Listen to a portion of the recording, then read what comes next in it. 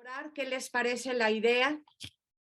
Hoy seguimos con el tema que tenemos de los propósitos para este 2023 y vamos a orar, Señor. Ay, mi Señor Jesús, te alabamos, te bendecimos en esta noche, te glorificamos, Señor. Te damos gracias que eres nuestro Señor y nuestro Salvador. Señor, te damos gracias que tú eres nuestro maestro, Señor. Tú eres el único maestro, Padre, que existe, verdadero, Señor, poderoso, sincero, honesto. Gracias, Señor. Gracias porque tú tienes palabra para nosotros. Te alabamos y te bendecimos en esta noche, en el nombre de Jesús. Amén. Bueno, pues estamos viendo, hermanos, el tercer propósito que tiene que ver con el dinero.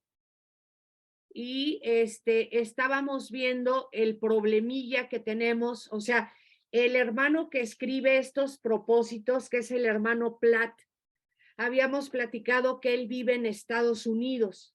Entonces, él está hablando a una sociedad estadounidense donde los sueldos pues son increíbles, los mejores sueldos en todo el mundo están en Estados Unidos para la gente estadounidense, no para los latinos. También quiero aclarar eso, ¿ok? Entonces, vamos a continuar con lo que estábamos viendo. Estábamos hablando que nosotros tenemos que ser reales y pues tenemos primero que dominar el asunto del diezmo, de las ofrendas, de las primicias, ¿verdad? Y dice aquí, equipara la falta de entrega del diezmo con robarle a Dios. No obstante, Jesús advirtió que la observación estricta de la ofrenda del diezmo debe ir acompañada de interés por las cosas más importantes que establece la Torá. Eso es lo que enseña el Señor Jesús, ¿verdad? ¿Por qué? Porque también había judíos que eran muy fieles con el diezmo, pero otras partes de su vida estaban de cabeza. Entonces, la vida de nosotros como cristianos es un todo, o sea, diezmo, ofrendo, pero también obedezco al Señor, pero también oro, pero también me meto a la palabra, o sea, es un conjunto de cosas que nosotros tenemos que hacer. Y vamos, por favor, voy a volver a leer esto. Equipara la falta de entregar del diezmo con robarle a Dios.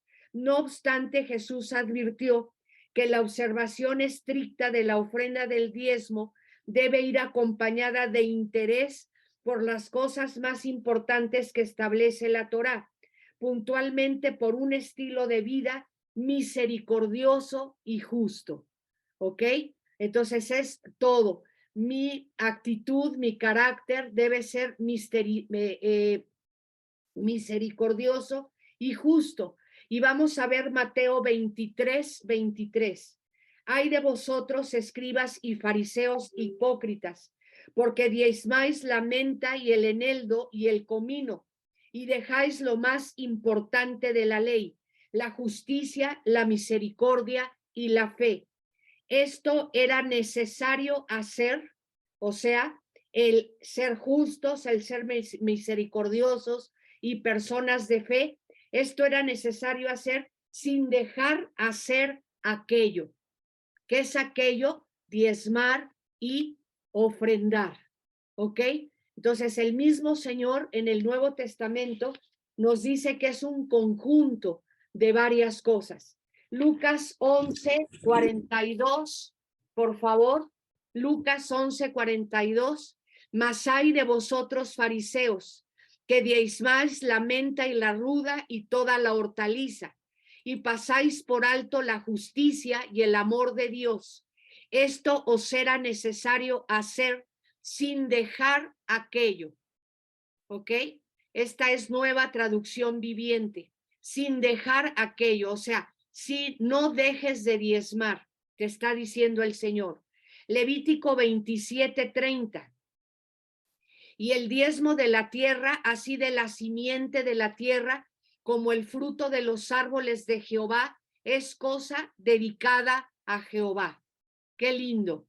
En Levítico, cuando el Señor está dando la Torá, ¿verdad? Él te dice, y el diezmo de la tierra, así de la simiente de la tierra, como del fruto de los árboles de Jehová, es cosa dedicada a Jehová. Lucas 18:12. El publicano y el fariseo oraban. O sea, el publicano, que era una persona orgullosa y altiva, decía, ayuno 2 veces a la semana, doy diezmo de todo lo que gano. O sea, ahí el tema no es el diezmo, el tema es la humildad, la sencillez delante del Señor. Como decimos aquí en México, no ser unos farolazos, ¿ok?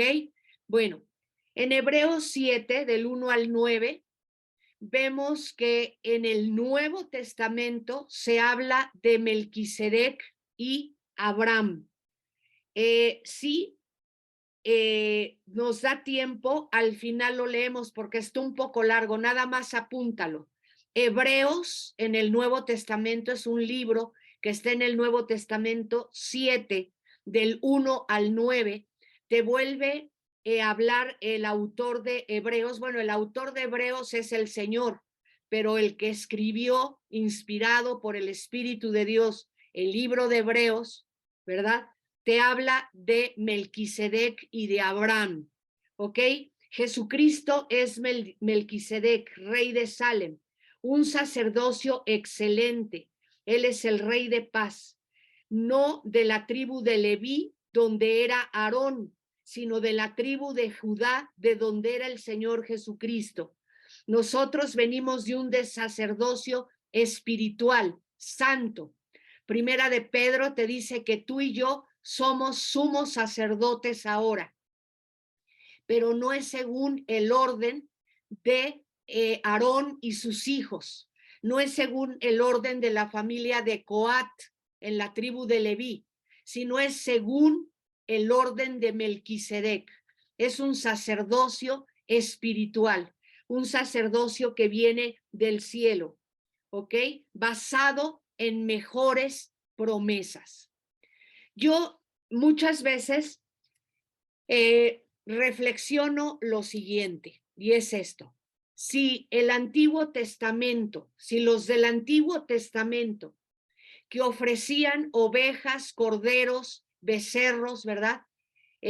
Salpicaban la sangre de esos animales en el tabernáculo, en el lugar santísimo, diezmaban, nosotros, ¿por qué no lo vamos a hacer si estamos bajo un mejor pacto? El que fue sacrificado, el que derramó su sangre por nosotros ahora es Jesucristo. No cualquier oveja, no cualquier cabrito, no cualquier becerro, sino el Señor Jesucristo es el que fue sacrificado. Él es Melquisedec y estamos bajo un mejor pacto, ¿ok? Y ahora voy a enseñarte lo que es una ofrenda, porque a veces se confunde lo que es un diezmo a una ofrenda.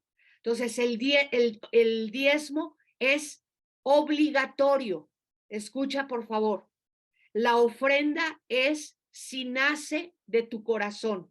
Ya diezmé, Señor, y ahora quiero ofrendar para este asunto. O ahora quiero ofrendar esta otra cantidad. La ofrenda dada por propia disposición del dador. ¿Qué es una ofrenda? Es algo que tú das por propia disposición del dador. El diezmo es una cantidad obligatoria. La característica distintiva de la ofrenda era el impulso del corazón de los dadores, que se sentían movidos por su espíritu, con minúscula. O sea, mi espíritu me mueve a dar más del diezmo. ¿Qué es un diezmo? Bueno, yo gano, vamos a suponer, hermanos, yo gano al mes, es una suposición, 10,550 pesos es lo que gano. Entonces, ¿cuánto tengo que dar de diezmo? 1,500, no, 1,055 pesos tengo que dar de diezmo. o sea, y hasta con centavos, ¿verdad? Eso eran lo que hacían los fariseos y los saduceos. A ver, Señor, aquí está mi diezmo y hasta cuento las hojitas del eneldo, hasta cuento, ¿verdad? Las ramitas del orégano para que no se me vaya a ir una ramita de más. Ese es el diezmo. Pero a lo mejor digo, bueno, Señor, yo gano 10,000 y pico de pesos, Señor, ahí están 2,000 pesos para ti. Entonces ya no estoy diezmando, ya estoy ofrendando, pero es algo que debe nacer de mi corazón, la ofrenda. Ahora, quiero platicarte algo. El tabernáculo se construyó utilizando materiales que habían sido entregados como ofrenda voluntaria por parte del pueblo judío. No era diezmo, era ofrenda. Ellos dieron su diezmo, pero aparte dieron para construir el tabernáculo. Vamos a Éxodo 35:29, por favor. Estamos explicando lo que es una ofrenda. De los hijos de Israel, así hombres como mujeres, todos los que tuvieron corazón voluntario para traer para toda la obra que Jehová había mandado por medio de Moisés que hiciesen, trajeron ofrenda voluntaria a Jehová. Ruti nos va a poner aquí ahorita, Éxodo 35:29, fue la cita que te di. Y no, Ruti, pásame el cuadro. Aquí tengo un cuadro del tabernáculo. O sea, ¿lo busco la cita o no? Yo la tengo. Ah. Ok. Ay, bueno, ay, perdón. sí, No sé si se ve. Tengo dos cuadros del tabernáculo. Uno es en el día, donde se ve la nube en el día, y este cuadro que tengo es del tabernáculo en la noche. ¿Cómo estaba la columna de fuego? No se ve, ¿verdad? No, préndele, Ruth. La columna de fuego para calentar a todo el campamento. Era como un calentador. La presencia de Dios en la noche, ahí está el tabernáculo, ahí está toda la, pues toda, ¿cómo se podría decir? La muralla de tela de lino finísimo blanco para evitar que cualquiera pasara, ¿verdad? Y ahí tenemos el tabernáculo. Éxodo 36, del 5 al 7 dice, y hablaron a Moisés diciendo, ¿quiénes hablaron? Los sacerdotes. Hablaron con Moisés diciendo, el pueblo trae mucho más de lo que se necesita para la obra que Jehová ha mandado que se haga.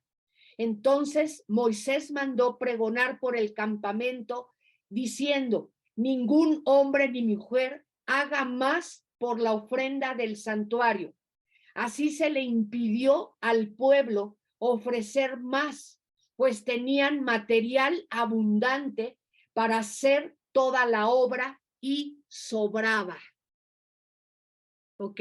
No sé, hermanos, en cuánto estaría evaluado el tabernáculo. Como dice Ricardo, pues constantemente el precio del dólar sube. No sabemos, pero era un tabernáculo muy lujoso, con oro, con plata, con piedras preciosas, con telas increíbles, todas las telas, la tela de tejón, la tela roja, la tela de cabra, todo lo que se utilizó, el lino fino, ¿verdad? Con el que hicieron la barda del tabernáculo, etcétera. Todo fue con materiales preciosos para la casa del Señor. Y vemos aquí en Éxodo 36, del 5 al 7, apúntalo, cómo Moisés les tiene que decir a todos, ya no traigan, por favor, porque ya hay demasiado material. Esa es una ofrenda, hermanos. Y la ofrenda tú la das de tu corazón, de tu espíritu, para hacer cosas en la congregación, para comprar Biblias.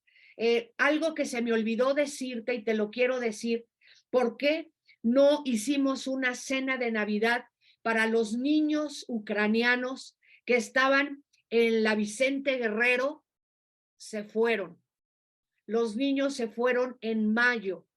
O sea, me dio mucha pena con Jesus, porque pudimos haber recaudado juguetes o llevar juguetes nuevos de la fábrica de Mattel, que la tenemos aquí cerca, haber llevado una cena, haber podido ayudar a estos pequeñitos. Pero en mayo se los llevaron a Estados Unidos y entonces ya nada más todos nos quedamos con las ganas, con decirles que yo quería adoptar un niño ucraniano. Y pues ya se llevaron a los pequeñitos a adopción a los Estados Unidos. Ok, pues aquí está el tabernáculo, es un cuadro muy bonito porque se ve cómo se veía en la noche. Era una calefacción ahí para que todos estuvieran calientitos. Y en el día era una columna, una nube, ¿verdad? Que hacía que ellos no se asolearan. Los cubría de los fuertes temperaturas que hay en el desierto en el día, ¿verdad? Muy bien, ya lo puedes quitar, Ruth. El deseo del pueblo de Dar, el pueblo judío, era tan grande que Moisés tuvo que pedirles que no ofrendaran más. Era tradicional que en Pentecostés se hicieran ofrendas voluntarias. ¡Wow! Esto me gustó mucho, porque en la fiesta de Pentecostés los judíos al día de hoy hacen ofrendas voluntarias. Y te voy a platicar algo. El Señor nos dio una ofrenda voluntaria, Él a nosotros, que fue el Espíritu Santo. El Espíritu Santo cayó en la fiesta de Pentecostés, en el aposento alto, llenando con el Espíritu Santo a esos 120 personas, Pedro, Juan, Santiago, Andrés, la madre del Señor Jesucristo, sus hermanos, todos esos 120, ahí está Hechos capítulo 2, que estaban ahí orando, ¿verdad? Y esperando el derramamiento del Espíritu Santo, fue en la fiesta de Pentecostés. Deuteronomio 16:10. Y harás la fiesta solemne de las semanas a Jehová tu Dios. De la abundancia voluntaria de tu mano será lo que dieres, según Jehová tu Dios te hubiere bendecido, ¿verdad? O sea, gracias al Señor, somos un equipo.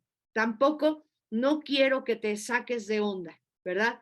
Hay algunos que podemos diezmar y podemos ofrendar y gracias, Señor, porque todo te pertenece, mi Señor. ¿Ok? Éxodo 36, desde el 2 al 7, Éxodo 36, del 2 al 7, dice ahí el Señor, también por favor, léelo. Después dice, ya no traigan más ofrendas. Qué increíble. Ya Moisés diciendo, por favor, corran este anuncio en el campamento, entre las tribus. Ya no traigan más ofrenda. Ya hay demasiada ofrenda. Gloria a Dios. Muy bien. Después de enseñar esto, bueno, eso lo voy a quitar. ¿Qué les parece la idea? Vamos al siguiente punto. Este título se llama El uso del dinero, hermanos. El uso del dinero. Bueno, vamos. La vida de cada uno de nosotras está llena de pequeños aspectos que forman un gran todo al estilo de vida de cada uno. Escucha esto. Dice Ricardo que no repita. Entonces, pues ya ni modo, voy a lo que sigue. Cada uno de los temas que tratamos en la iglesia lo vemos como si fuera el más importante de la vida cristiana. Hablemos de oración, hablemos de que hay que leer la palabra, hablemos de que hay que amar, hablemos de que hay que perdonar, un súper tema, ¿verdad? El perdón, etcétera. Todos los temas son importantes en la vida de cada cristiano. Y yo creo que cada tema es igual de importante, ya que si descuidamos alguno de ellos, nuestra vida será desequilibrado al grado de convertirse en un fracaso rotundo para nosotros. Estaba yo escuchando a un hermano que es un pastor que a mí me bendice mucho, y él dice que de vez en cuando él va a revisar los escritorios de sus secretarias. Dice, yo periódicamente, de vez en cuando voy y abro los cajones de mis secretarias. ¿Por qué? Porque si hay desorden en esos cajones, entonces hay desorden en su vida. Y esto es muy interesante. La vida cristiana, hermanos, tiene muchas facetas, o sea, tiene muchas divisiones, muchas cosas que nosotros tenemos que atender, y que si todos esos puntos que trata el Señor con nosotros, algo está en desorden, entonces eso se puede convertir en un fracaso rotundo para nosotros. A menudo caemos en la trampa que representa el vivir cotidianamente con una situación y convertirla en algo normal o acostumbrado en nuestras vidas, al grado de no poner una solución jamás. Y si estamos viendo este tema, hermanos, entonces me refiero, por ejemplo, a que tú tengas deudas. Si tú tienes deudas en tu vida, ¿verdad?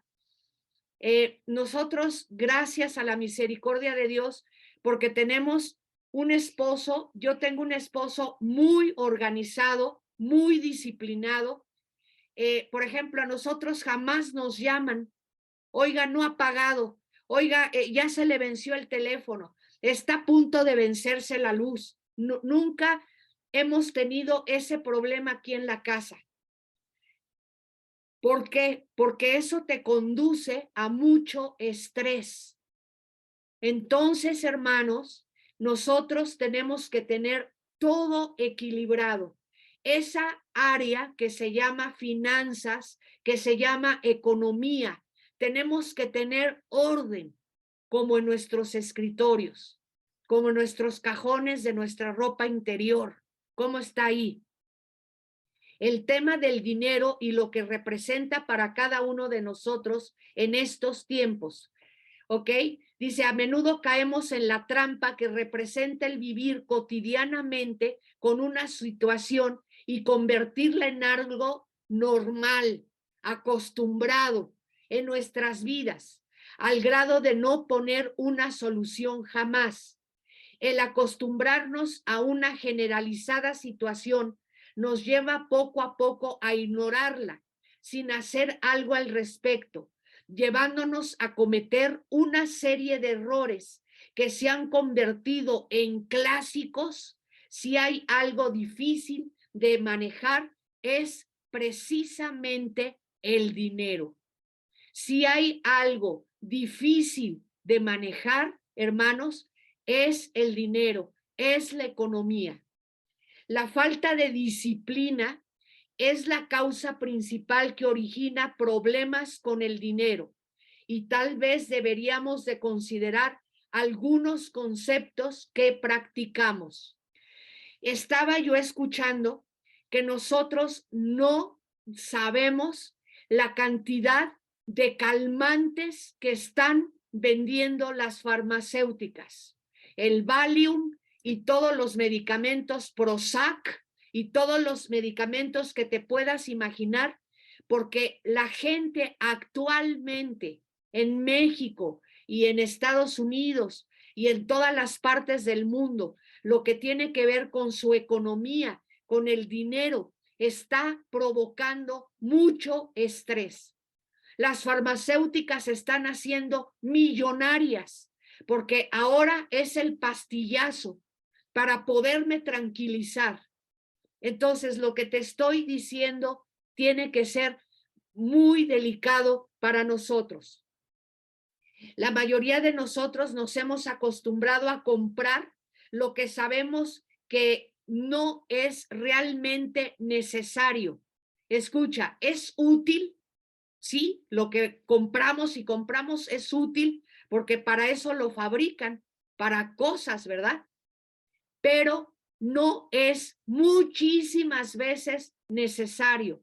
Es útil, pero no necesario. ¿Y qué hacemos con lo que compramos? Lo guardamos. Tenemos nuestras despensas o abajo de las escaleras o a donde te guste, lleno de cosas que vamos y vamos y vamos comprando y que nunca utilizamos. De verdad que ese artículo, y decimos además, de verdad que ese artículo es lo que necesitaba. Pensar así, pues que es bueno, pero a lo que nos llevará a pues una gran bodega, tener una gran bodega llena de artículos que son útiles, pero que no los utilizamos. Entonces, ¿qué debemos comprar? Realmente lo que utilizamos. Bueno, podemos hablar de tantas cosas, hermanos. Miren, hace años aquí desfilaban las señoras de aquí del fraccionamiento, que las conozco, que me traían el Avon, que me traían el Stanhome, que me traían, ¿qué otro, Ruti? El Nice, que me traían lo que tú quieras y gustes. Ajá. Y yo les voy a platicar algo. Acá está mi esposo platicándome de medio mundo. Y lo que yo perseguía con esto era compartirles de Cristo y que recibieran a Cristo y que vinieran a la iglesia. Por ejemplo, la señora Hilda. ¿Cómo le hablé del Señor? La señora ya hasta se murió y nunca quiso recibir de las cosas de Dios. Y hay otra cosa que también me dice Ricardo, mira, todas esas señoras que vienen, Ruth, nadie es tu amiga.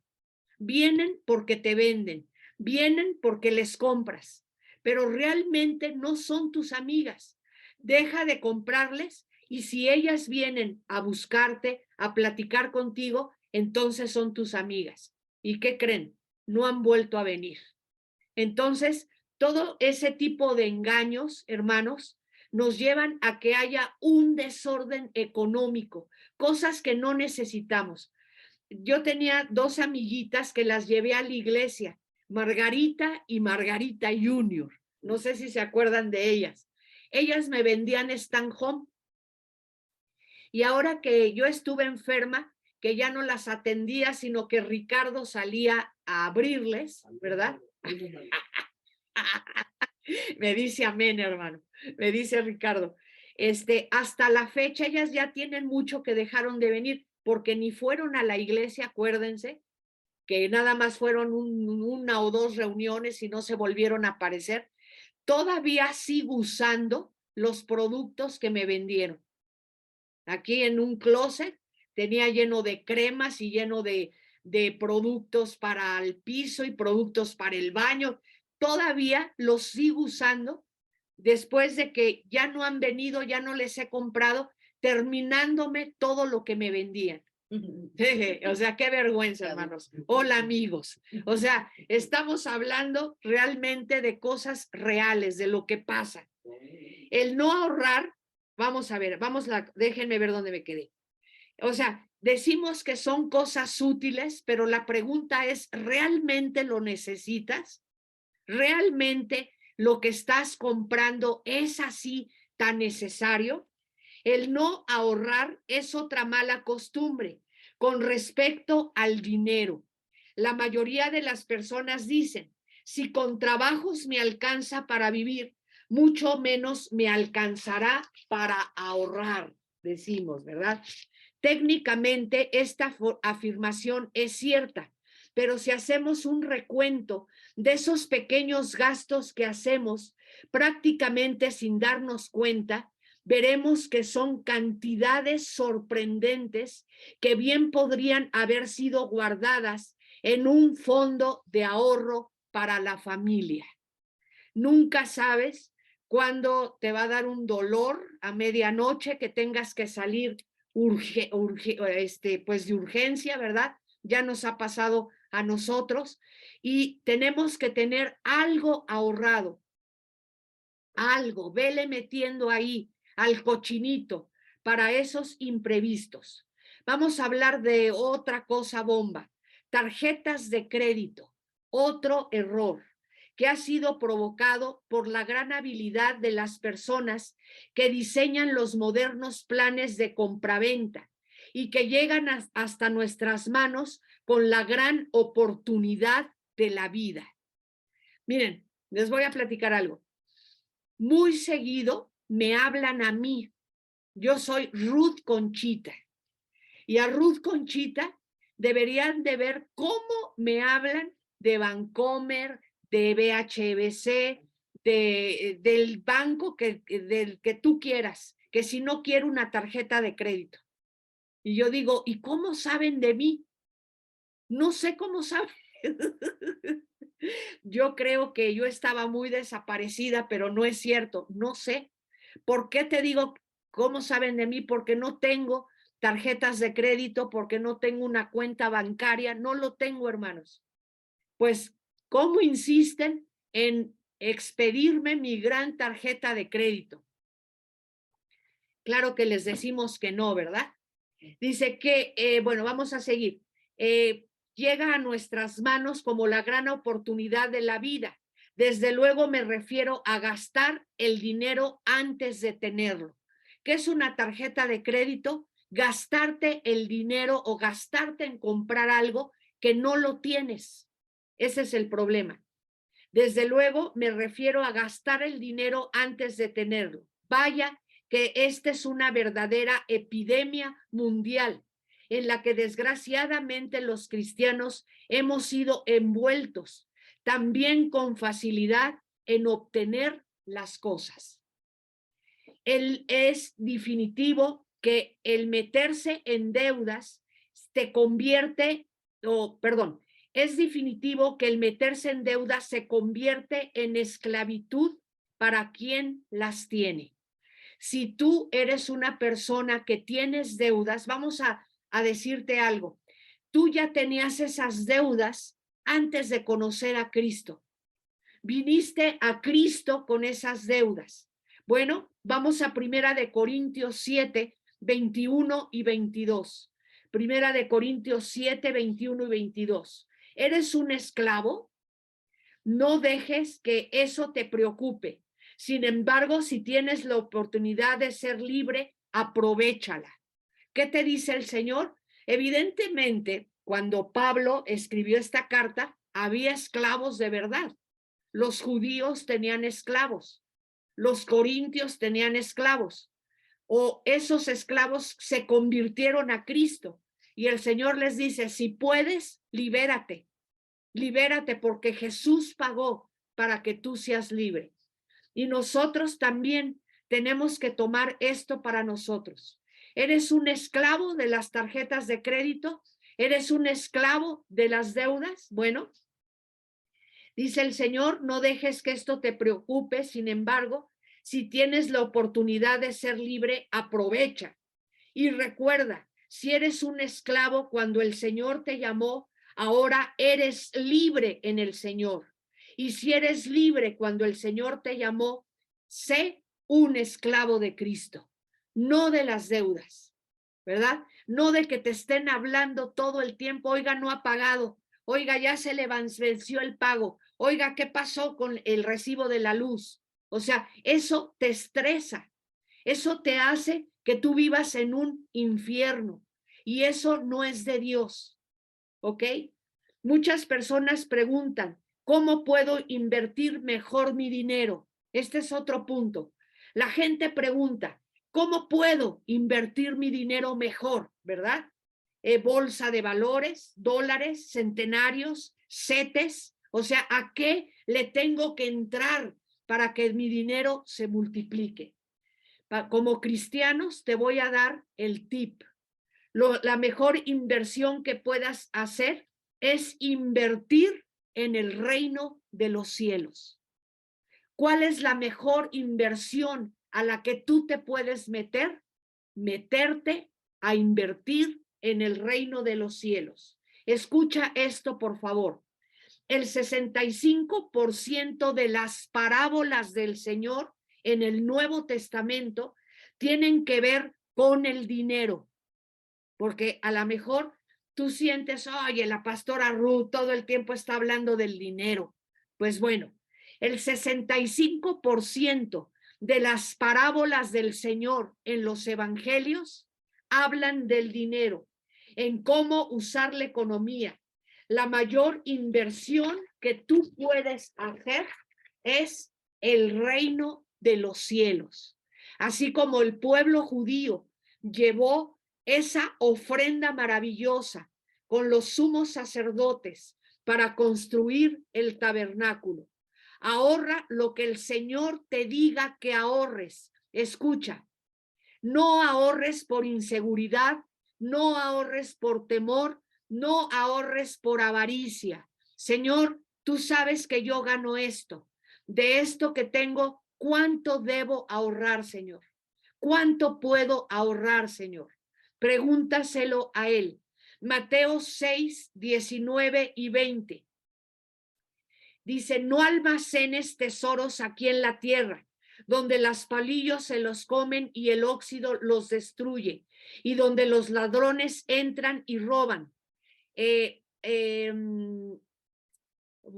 Dice, almacena tus tesoros en el cielo, donde la polilla y el óxido no puede destruir y los ladrones no entran a robar. Yo puedo dar una lista de hermanos en Cristo que son personas que dan al reino de los cielos y vemos que hay bendición en sus vidas de muchas formas, hermanos, de muchas formas milagrosas. El Señor hace maravillas. En el 2008, hermanos, cayó la bolsa de Wall Street, 777 puntos. 72 billonarios se suicidaron.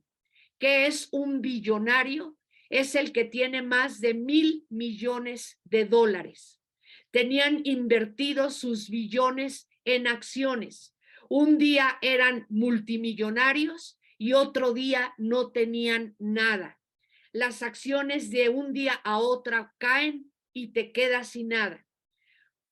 También, ¿qué es lo que nos puede pasar? Una enfermedad, una embolia, ¿verdad? Un infarto cerebral, y aunque tengas mucho dinero, eso no te va a servir de nada. ¿Todavía me escuchan? Bill Gates, hermanos, tiene 57,000 millones de dólares. Pero a este hombre, ¿de qué le sirve ese dineral si no tiene a Cristo en su corazón? Si es un Illuminati de lo más raro que se puedan imaginar. Hermanos, pues ya se nos acabó el tiempo. Hermanos, Dios los bendiga. Nos vemos.